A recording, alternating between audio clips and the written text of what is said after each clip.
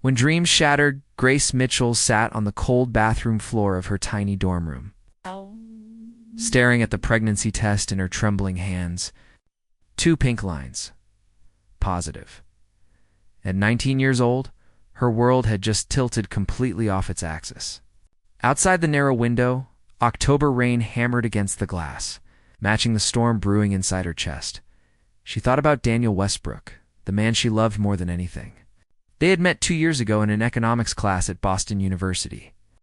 He was different from other wealthy students, genuine and kind, always interested in how real people lived their lives. Daniel made her feel seen in a way nobody ever had before. Grace came from nothing. Her mother cleaned offices at night, and her father had disappeared when she was 5. She worked 3 jobs while studying, surviving on coffee and determination. Daniel came from everything. His family owned Westbrook Industries, a technology empire worth billions. But when they were together, none of that mattered. "I love you exactly as you are," Daniel had told her one night as they walked through Boston Common, snow falling softly around them. "My family can learn to accept that. I will make them understand." Grace had believed him completely. She had trusted those words with her whole heart. Now, holding the pregnancy test, she needed him more than ever. She reached for her phone to call him, but something stopped her.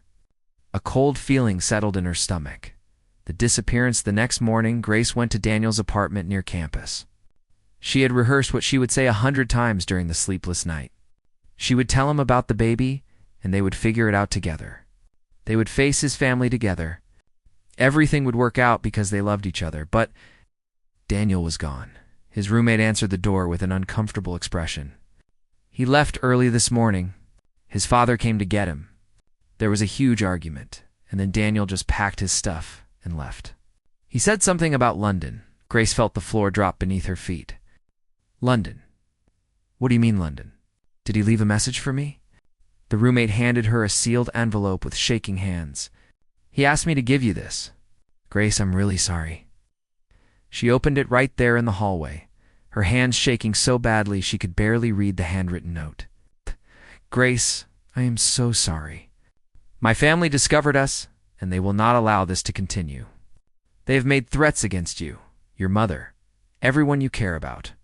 If I stay, they will destroy your life completely. My father has connections everywhere, and he has promised to take away your scholarship, your mother's job, everything. I cannot let that happen to you. Please forgive me and try to be happy. Forget about me. Daniel."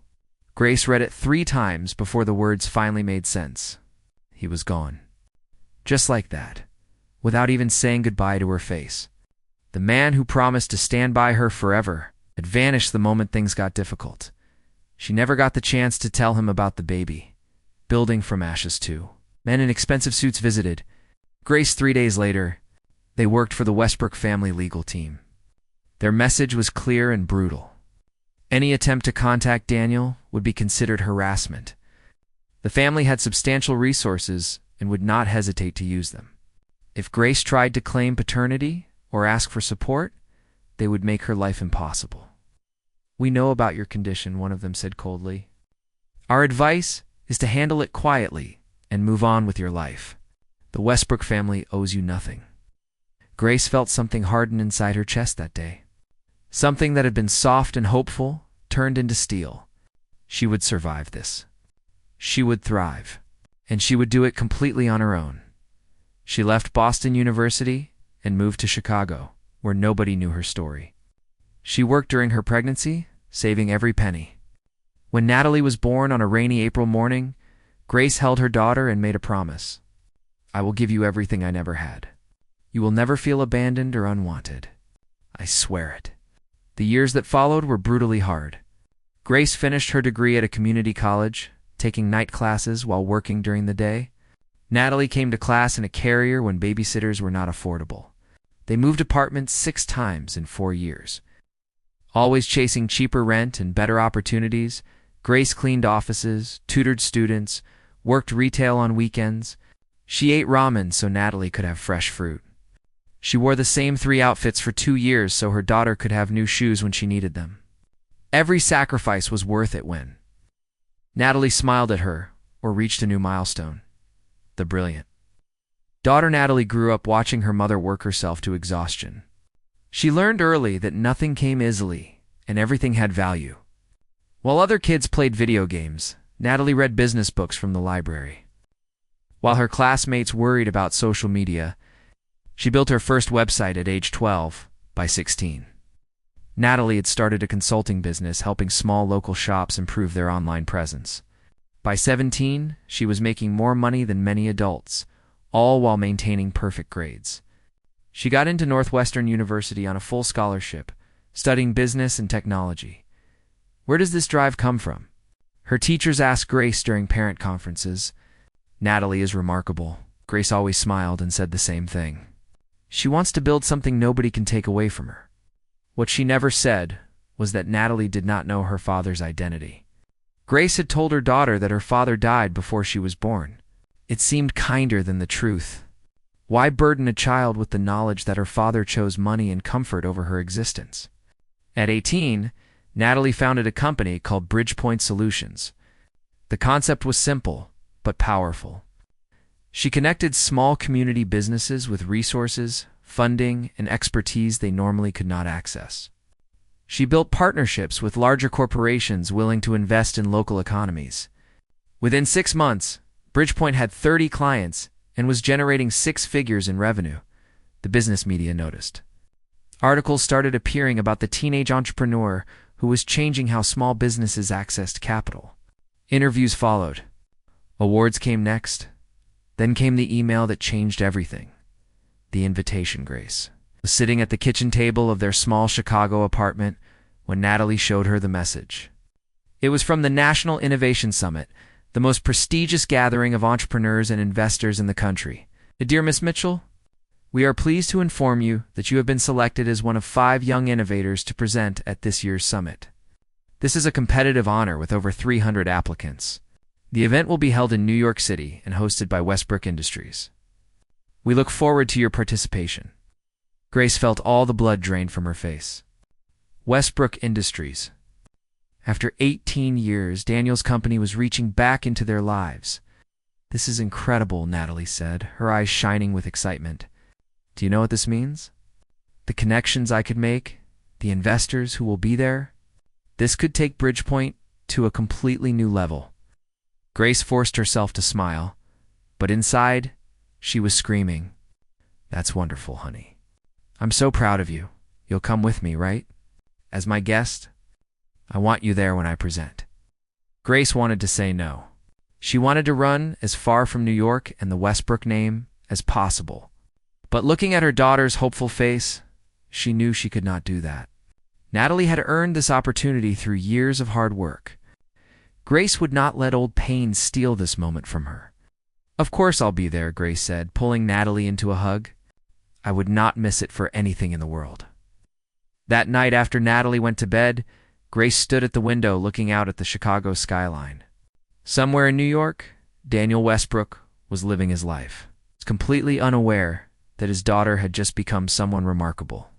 Completely unaware that in 2 weeks, their carefully separated worlds were about to collide. Grace touched her reflection in the dark glass. She was 37 now, no longer the frightened 19-year-old girl he had abandoned. She had built a life and raised an incredible human being without him. Whatever happened at that summit, she would face it with her head held high. But deep down, a small part of her wondered, what would Daniel do when he finally saw what he had missed? Would he even recognize what he had lost? And more importantly, did it even matter anymore? The rain started falling again, and Grace closed her eyes, preparing herself for the storm she knew was coming. The city that never forgets New York City gleamed under September sunshine as Grace and Natalie stepped out of there. Taxi in front of the Grand Meridian Hotel. The building rose 40 stories into the sky. All glass and steel and wealth. Grace felt her stomach tighten. This was Daniel's world, the one she had never belonged to. Hey, Mom, you okay? Natalie asked, noticing her mother's pale face. Just nervous for you, Grace lied, squeezing her daughter's hand. This is a big moment. The hotel lobby was enormous, marble floors, and crystal chandeliers that probably cost more than Grace had earned in the past 5 years. Everywhere she looked, people in expensive suits moved with the confident ease of those who had never worried about money. A young woman with a tablet approached them, smiling professionally. "Miss Mitchell, welcome. I'm Jennifer Cho, event coordinator. Let me get you checked in and show you the presentation schedule." As Jennifer explained the evening's format, Grace barely heard the words. Her mind kept drifting to Daniel. Was he here already? Would he be in the audience? After 18 years, what would she even say to him? "Your presentation slot is at 8:30, Jennifer was saying to Natalie. "You'll have 15 minutes, followed by a 10-minute question period with the investor panel. After that, there's a reception where you can network. Your guest pass allows your mother full access to everything." Natalie practically glowed with excitement. Grace had never seen her daughter so animated. This was everything Natalie had worked toward, and Grace refused to let her own anxiety spoil it. Preparing for battle in their hotel room, Grace helped Natalie prepare. They had bought a simple black dress from a consignment shop, and Grace had altered it herself to fit perfectly. Natalie looked beautiful and professional, every inch the young entrepreneur she had become. "Tell me again what you're going to say," Grace said, adjusting the neckline. Natalie took a deep breath. "I'm going to talk about how Bridgepoint Solutions democratizes access to capital. How we connect community businesses with resources they normally cannot reach. How investing in local economies creates sustainable growth that benefits everyone." "Perfect," Grace said, stepping back to admire her daughter. "You're going to be amazing." Natalie suddenly looked vulnerable, younger than her 18 years. "What if they don't take me seriously? What if they think I'm just some kid playing at business?" Grace took her daughter's face in both hands. "Listen to me. You built a profitable company while still in high school. You have 30 active clients and a waiting list. You did that with no connections, no family money, nothing but your own intelligence and determination. Anyone who doesn't see your value is a fool." Natalie hugged her mother tightly. "I love you, Mom. Thank you for everything." Grace blinked back tears. "I love you too, baby. Now let's go show them what you're made of." The man who forgot nothing across the city. In the executive offices of Westbrook Industries, Daniel stood at the window of his 42nd floor suite, staring down at Manhattan. At 40 years old, he had everything a man could want: wealth, power, respect. His face appeared regularly in business magazines. Politicians sought his endorsement. He ran one of the most successful tech companies in the nation, and he was completely empty inside. His assistant, Raymond Park, knocked before entering. "Sir, the car is ready. The Innovation Summit starts in 2 hours." Daniel nodded without turning around. "Have you reviewed the presenter profiles?" "Yes, sir. 5 exceptional candidates this year. There's one in particular who stands out. Natalie Mitchell, 18 years old, founded Bridgepoint Solutions. Her approach to community investment is genuinely innovative." Daniel turned at the name. Mitchell. It was common enough. Probably a coincidence. Still, something made him ask, "Tell me about her background." Raymond consulted his tablet. Raised by a single mother in Chicago. Full scholarship to Northwestern. No father listed on any documents. The mother works multiple jobs, mostly cleaning and tutoring. They've moved around quite a bit over the years. Daniel felt his heart stop. The room seemed to tilt. "What did you say?" "Single mother, multiple jobs, moved frequently," Raymond repeated, looking confused. "Sir, is something wrong?" Daniel's mind raced back 18 years. Grace had been 19 when he left. If she had been pregnant and never told him, if she had raised a child alone all this time, the timeline fit perfectly. April birthday. 18 years old. Raised by a single mother who worked constantly. "Get me everything on Natalie Mitchell," Daniel said, his voice shaking. "Everything. School records, birth certificate, medical history. I want it in 30 minutes. Raymond looked startled but nodded. "Yes, sir. Right away." When his assistant left, Daniel sank into his chair, his hands trembling. Could it be possible? Could Grace have been pregnant when he abandoned her? The thought made him physically ill. He had spent 18 years trying to forget her, trying to convince himself he had made the right choice. Now the past was reaching up to grab him by the throat. His phone buzzed. A text from his fiancée, Amanda Winters. "Don't forget we're presenting the United Front tonight. Smile for the cameras, darling." Daniel stared at the message with something close to hatred. Amanda was perfect on paper. Wealthy family, impeccable connections, beautiful in a cold, calculated way. Their engagement had been arranged by their families, a merger of dynasties. He didn't love her, and she didn't love him. It was business, just like everything else in his life. When Raymond returned with a thick file, Daniel's hands shook as he opened it. There, clipped to the first page, was a photo of Natalie Mitchell. The world stopped spinning. She had his eyes. The exact same shade of blue-gray that looked back at him from the mirror every morning. She had his mother's nose, the shape of his sister's face. There was no question, no doubt. This brilliant young woman was his daughter, and he had never known she existed. The moment everything changed, the Grand Meridian Ballroom glittered with 500 guests when Grace and Natalie entered. Grace felt every eye on them, though rationally, she knew nobody was paying attention. They found their assigned table near the front, where the other presenters and their guests were seated. The first 3 presentations were excellent. Grace barely heard them. She kept scanning the room, looking for Daniel's face in the crowd. Maybe he wouldn't come. Maybe she would get lucky and never have to see him again. Then the master of ceremonies stepped to the microphone. "Ladies and gentlemen, please welcome the founder and CEO of Westbrook Industries, Daniel Westbrook." Grace's heart stopped as Daniel walked onto the stage. He looked older, distinguished in his perfectly tailored suit. His hair had touches of gray at the temples, but his eyes were the same, those blue-gray eyes she used to lose herself in. "Thank you all for coming tonight," Daniel said, his voice smooth and confident. "At Westbrook Industries, we believe in supporting the next generation of innovators. These 5 young entrepreneurs represent the future of American business, and I'm honored to help launch their careers." Grace felt Natalie stiffen beside her. Her daughter was staring at Daniel with an odd expression, something between fascination and confusion. "Mom," Natalie whispered, "why is that man staring at me?" Grace followed her daughter's gaze and felt her blood freeze. Daniel was looking directly at their table, directly at Natalie, with an expression of absolute shock and recognition. Even from across the room, Grace could see tears in his eyes, he knew. Somehow he knew. The presentation that shook everything when Natalie's turn came. She walked to the podium with confident steps. Grace watched from her seat, pride and terror warring in her chest. She could feel Daniel's eyes on them, burning into the side of her face. "Good evening," Natalie began, her voice clear and strong.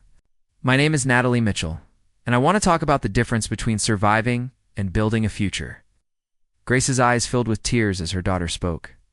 Natalie talked about watching her mother work multiple jobs, about learning the value of opportunity, about creating pathways for others to succeed. She was brilliant, articulate, passionate. The audience listened in absolute silence. "My company exists because I believe talent and ideas don't belong only to people with money or connections," Natalie continued. "They belong to anyone with the courage to work for them.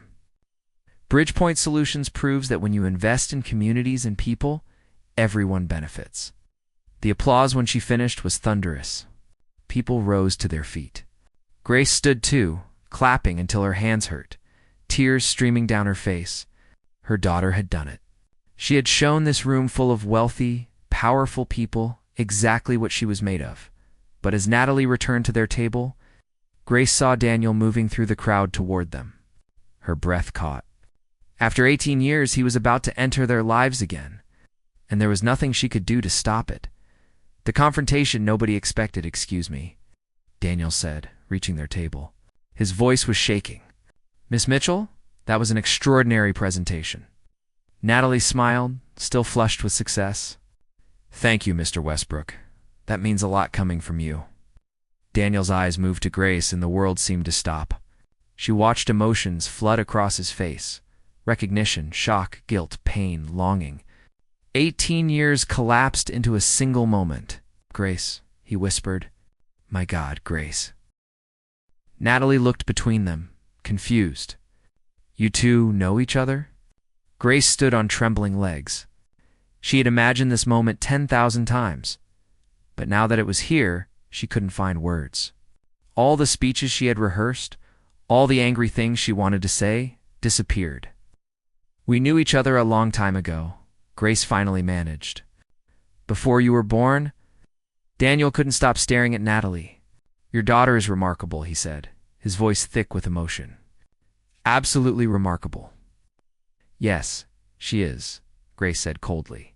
I raised her to be strong and independent, to never depend on anyone else for her worth. The barb hit home. Daniel flinched. Grace, I need to speak with you. Please. There are things you don't know. Things I need to explain. I don't think that's a good idea, Grace said. But her voice cracked. Natalie stood up, looking between them with growing alarm. What's going on? Mom, why are you upset? Do you know this man? Before Grace could answer, Amanda Winters appeared at Daniel's elbow. Perfectly styled and smiling for the cameras that had followed Daniel across the room. Darling, there you are, Amanda said, linking her arm through Daniel's. People are asking for photos with the happy couple. Natalie's eyes widened. Happy couple? Daniel and I are engaged, Amanda said smoothly. He's been so busy with work. Sometimes I think he forgets he has a personal life too. Grace felt something break inside her chest. Of course he was engaged. Of course he had moved on completely, built a perfect life, while she had struggled alone. Congratulations, Grace heard herself say. Now if you'll excuse us, my daughter has had a long day. She grabbed Natalie's hand and pulled her toward the exit. Behind them, she heard Daniel call her name, but she didn't stop. She couldn't. If she stopped, if she turned around, 18 years of carefully built walls would crumble. They were almost to the door when Daniel caught up, grabbing Grace's arm gently. Please don't go. Not like this. Not again. Grace spun on him, fury finally breaking through. Not like this? You left me, Daniel. You ran away without even saying goodbye to my face. You left me alone and pregnant and terrified, and now you want to talk? The ballroom went silent. Every head turned toward them. Cameras clicked. Natalie stood frozen, her face white with shock. Pregnant. Natalie whispered. Mom, what are you saying? Daniel looked at Natalie, then back at Grace, understanding and horror dawning on his face. Grace, was she mine? Is Natalie my daughter? The question hung in the air, like a bomb about to explode. Grace saw reporters pushing closer, cameras flashing, guests pulling out phones to record. This was about to become a spectacle, and there was no way to stop it. Answer me, Daniel demanded, his voice breaking. Is she mine? Grace looked at her daughter's devastated face, at Daniel's desperate expression, at the crowd of strangers recording this private nightmare. She had kept this secret for 18 years to protect Natalie from exactly this moment. But secrets could not survive in light this bright. Grace said quietly, She's yours. I was pregnant when you left, but I never got the chance to tell you. Your family made it clear I would be destroyed if I ever tried to contact you again. So I disappeared. I raised her alone, and she became this amazing person despite you, not because of you. Natalie made a sound like a wounded animal and ran from the ballroom. Grace ran after her, leaving Daniel standing in the middle of the crowd. Cameras flashing all around him, his perfect life shattering into a million pieces. Behind the hotel, in a narrow alley between buildings, Grace found Natalie sobbing against a brick wall. How could you lie to me? Natalie screamed through tears. My whole life, you told me he was dead. You let me believe I was alone in the world? I was protecting you, Grace said, reaching for her daughter. Natalie jerked away. Protecting me? From what? From having a father? From having family? From knowing where I came from? From being hurt, Grace said, tears streaming down her face. From being rejected by people who thought we weren't good enough? From feeling abandoned like I did? Well, congratulations, Natalie said bitterly. I feel abandoned anyway. By him and by you. You're both liars. She pushed past Grace and disappeared into the New York night, leaving Grace standing alone in the alley. her heart breaking all over again. The aftermath of Truth the Story exploded across every news outlet by morning. Tech billionaire's secret daughter revealed at Innovation Summit. Grace Mitchell, the woman he left behind. Natalie Mitchell. From unknown to scandal in one night. Grace sat in their hotel room, watching her daughter's brilliant presentation get reduced to gossip and speculation. Reporters camped outside the hotel. Her phone rang constantly with requests for interviews, offers from tabloids, messages from people she hadn't spoken to in years. Natalie hadn't come back to the room. Grace had called 20 times, sent 30 texts, all unanswered. Finally, at 3 in the morning, a message came through. I'm safe. Need time alone? Don't look for me. Grace wanted to respect that boundary, but the mother in her was terrified. Her daughter was alone in New York City, emotionally devastated. And Grace couldn't protect her. A knock on the door made her jump. She opened it to find Daniel standing in the hallway, looking like he hadn't slept at all. What do you want? Grace asked coldly. To talk, please. Just give me 5 minutes. Grace wanted to slam the door in his face, but she was too exhausted to fight. She stepped aside and let him enter. Daniel walked to the window, his shoulders slumped with defeat. I've been trying to find the right words since last night, and there aren't any.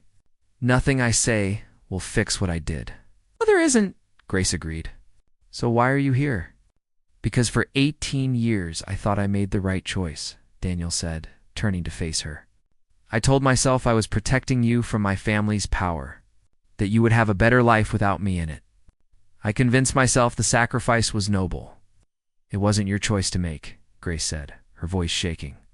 I was carrying your child and you never gave me the chance to decide what I wanted. You just ran. Daniel's face crumpled. I know.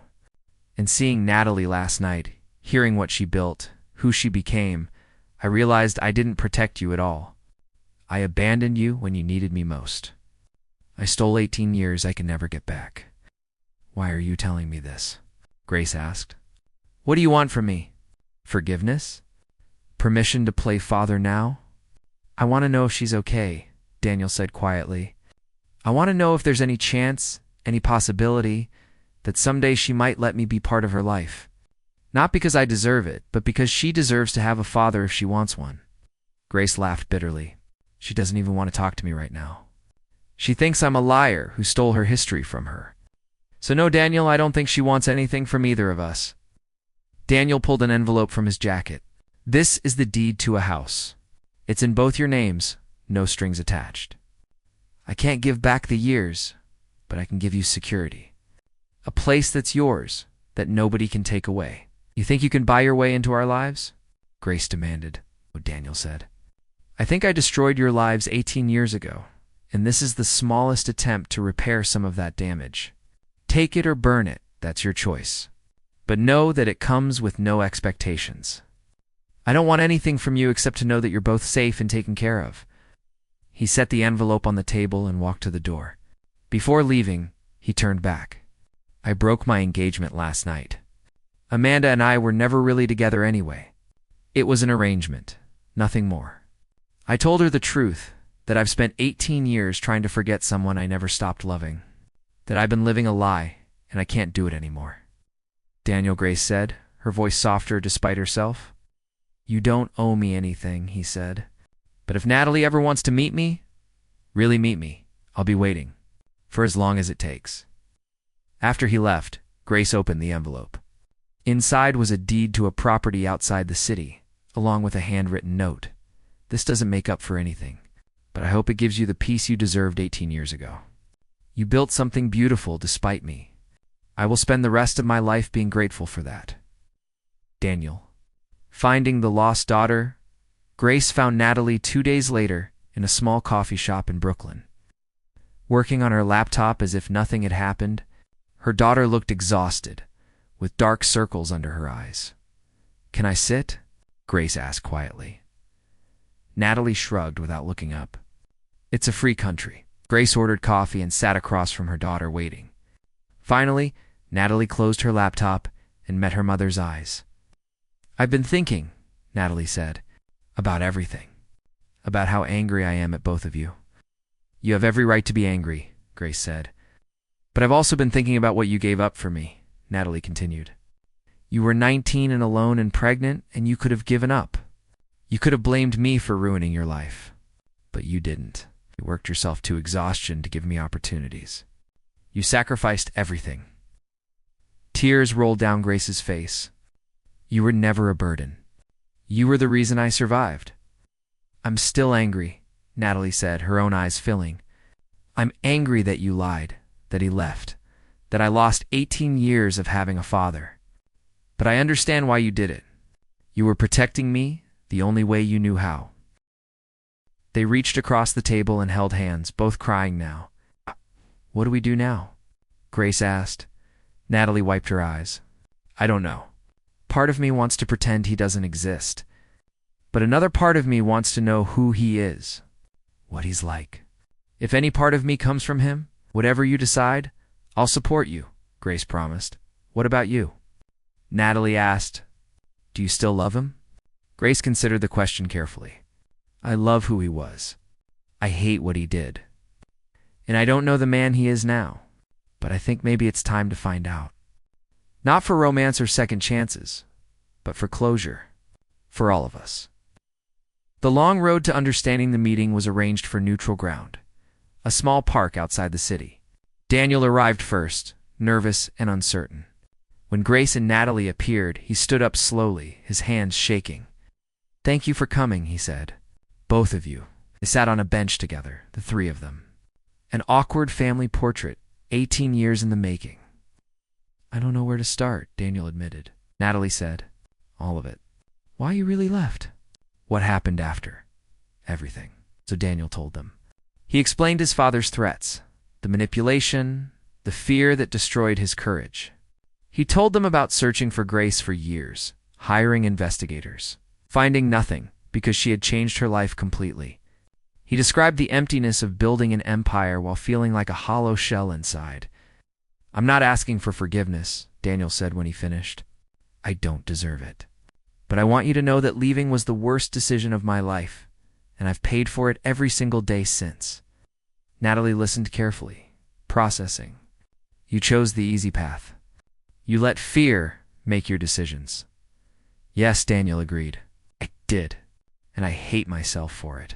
Natalie said bluntly. You should. Grace almost smiled despite everything. Her daughter was not going to make this easy, and she was proud of that strength. What do you want from me? Natalie asked.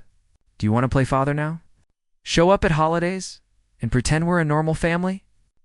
I want whatever you're willing to give, Daniel said honestly. If that's nothing, I'll understand. If it's occasional coffee and conversation, I'll be grateful. I don't expect anything. I just want the chance to know you, even if it's from a distance. Natalie looked at her mother. Grace nodded slightly, leaving the choice to her daughter. Okay, Natalie said finally. We can try, but I'm not calling you Dad. You haven't earned that. And if you disappoint me or hurt my mother again, I will walk away and never look back. That's more than fair, Daniel said, visibly relieved. Rebuilding on new foundations, the months that followed were not easy. Natalie and Daniel met for coffee every few weeks. Awkward conversations that slowly became more natural. He asked about her business, her dreams, her life. She asked about his work, his childhood, the family she had never known. Grace kept her distance at first, but gradually she found herself drawn into their new dynamic. The three of them would have dinner occasionally, strange meals where they learned each other's favorite foods and laughed at shared jokes. Daniel kept his promise. He made no demands, no attempts to force intimacy. He simply showed up consistently, proving through actions that he had changed. Bridgepoint Solutions thrived. Several investors from the summit had reached out, and Natalie's client list doubled. The scandal actually helped in unexpected ways. People wanted to work with the young woman who had handled public humiliation with such grace. One evening, 6 months after the revelation, Daniel invited them both to dinner at his house. It was the first time they had been in his private space. This is where you live? Natalie asked, looking around the expensive but sterile apartment. It's like a hotel room. There's nothing personal anywhere. Daniel looked embarrassed. I never really thought about making it a home. It was just a place to sleep between work commitments. That's sad, Natalie said bluntly. Grace had to hide her smile. Her daughter had no patience for self-pity, even Daniel's. You're right, Daniel admitted. Most of my life has been sad. Until recently? Why recently? Grace asked, surprised at her own curiosity. Daniel looked at both of them. Because now I have something worth living for beyond work and money. I have a daughter who challenges me to be better. And I have the chance to show the woman I loved that I'm not the same coward who ran away. Grace felt her heart skip. Daniel, I don't think we should. I'm not asking for anything, he interrupted gently. I'm just stating a fact. You and Natalie are the best things that ever happened to me, even though I didn't deserve either of you. That's the truth. Natalie watched her mother's face carefully. Mom, your cheeks are pink. Are you blushing? Absolutely not, Grace said quickly, making both Natalie and Daniel laugh.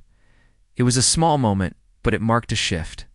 They were not a conventional family, and they never would be. But they were building something new, something honest, something that might actually last. The circle completes, year after the revelation. Natalie stood on another stage, this time accepting a national award for innovative entrepreneurship. Grace and Daniel sat together in the audience. No longer awkward strangers, but something approaching friends. She's incredible, Daniel whispered as Natalie spoke to the crowd. She always was, Grace replied. I wish I had been there, Daniel said quietly. For her first words, first steps, first day of school, all of it. You can't change the past, Grace said. But you're here now. That's something, Daniel turned to her. Is it enough? Grace considered the question carefully. It's a start. Keep showing up. Keep being honest. Keep proving you've changed. Maybe someday it will be enough. And us? Daniel asked. Is there any chance for us? Grace looked at him for a long moment. I don't know. I'm not the same person I was at 19. I've built a life and an identity separate from you. I don't need you to complete me or save me. I know, Daniel said. That's what makes you even more amazing now. But, Grace continued, a small smile playing at her lips, I'm not opposed to seeing who we might become as different people. No promises, no rushing, just honest conversation between two adults who share a remarkable daughter. Daniel's face lit up with hope. I'll take it. That's more than I deserve. On stage, Natalie finished her speech with words that made both her parents' eyes fill with tears. I want to thank my mother, who taught me that strength doesn't come from never falling down, but from getting back up every single time. And I want to acknowledge my father, who taught me that it's never too late to try to become a better person. Both of them, in their own ways, made me who I am today. The audience applauded, but Grace and Daniel only had eyes for their daughter. Imperfect, complicated, but undeniably theirs. After the ceremony, the three of them walked through the city together. They talked about Natalie's next business expansion, about Grace's new job teaching business classes at a community college, about Daniel's decision to start a foundation supporting single mothers. Can I ask you both something? Natalie said as they walked. Anything, Grace and Daniel said simultaneously, then laughed. You think you'll get back together? Like romantically? Grace and Daniel exchanged glances. I don't know, Grace said honestly. We're figuring things out day by day. Well, no pressure, Natalie said with a grin. But I wouldn't hate having both my parents at the same Thanksgiving table someday. Just saying. Daniel reached out and took Grace's hand tentatively. She didn't pull away. It wasn't love. Not yet. And maybe it never would be again. But it was connection, understanding, and the beginning of forgiveness. One day at a time, Grace said softly. One day at a time, Daniel agreed. They walked together into the evening. Three people who had been broken by the past, but were slowly learning to build a future. It was not the story any of them had imagined, but it was real, honest, and entirely their own. And sometimes that was more than enough. It was everything. Epilogue. 2 years later, Grace stood in the garden of the house Daniel had given them, a truly their home, filled with photos and memories and life. Inside, Natalie was on a video call, closing a deal with international investors. She had grown Bridgepoint Solutions into a company with offices in 3 cities. Daniel appeared at the gate, holding coffee and pastries like he did every Saturday morning. It had become their routine. Breakfast together, easy conversation, sometimes with Natalie, and sometimes just the two of them. "Morning," he said, kissing Grace's cheek softly. It was new, this gentle affection, built on months of slow trust-building and honest conversation. "Morning," Grace replied, accepting the coffee gratefully. "Natalie inside?" "On a call with Singapore. She's expanding internationally." Daniel shook his head in amazement. "Of course she is. She never stops." "She gets that from both of us," Grace said, smiling. They sat on the porch swing together, watching the sun rise over the garden. It was peaceful, ordinary, perfect in its simplicity. "I love you," Daniel said quietly. "I know I've said it before, but I need you to know I mean it differently now. Not the desperate love of a young man, but the steady love of someone who knows exactly what he has and refuses to take it for granted." Grace turned to him, studying his face. "I love you too. Not the same way I did before, but maybe better. We earned this love through honesty and work and forgiveness. It's stronger for being tested." They kissed softly, a promise of more to come, but no rush to get there.